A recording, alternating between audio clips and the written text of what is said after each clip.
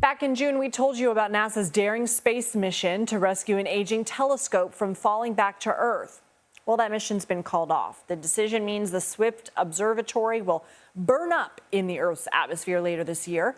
For more than 20 years, it's been scanning space, tracking some of the biggest explosions in the universe. CBS News space consultant Bill Harwood joins us now. So why is this being called off altogether? What went wrong? Well, the spacecraft that was going up to rescue the Swift Observatory, called Link, as you said, shortly after the launch, they had attitude control problems. And in space speak, that means they couldn't control its orientation. They spent a lot of time working through software upgrades and fixes to see if they could recover it. Remember, to rendezvous and actually attach to another spacecraft, you've got to have it under very stable control. And they simply weren't able to get there.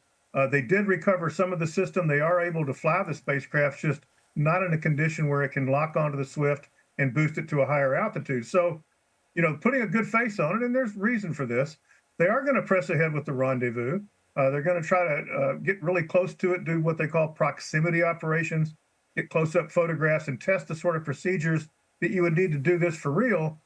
But for this mission, you're right, it's not going to happen. And the Swift Observatory, unfortunately, will plunge back into the atmosphere before the end of the year, they think, and burn up.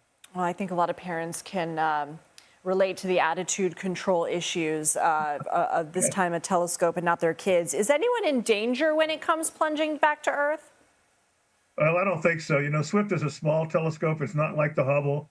It's a lot of big, heavy structure. So I think most of all of it will burn up. And remember, the Earth is 75% covered by ocean and large areas of unpopulated areas. So I don't think it poses any real threat to the public. So what does this mean for the mission, and what happens between now and re-entry, other than the rendezvous? The Link spacecraft, like I said, they're still going to try to rendezvous with it and do these proximity operations. I mean, their idea is, let's get as much data out of this as we can. And you have to remember, Swift has been up there 20 years. It was designed for a 2-year mission. It's clearly lived long beyond its means at this point. So they knew it would come down at some point. They were using the mission as a test of this new technology, this ability to service a spacecraft in orbit. So while it won't all work as planned, and you'll still lose Swift, they will get a lot of data out of this that can be plugged into missions down the road to try this again with some other satellite. And hopefully the next time they can make it work. Bill Harwood, thanks as always.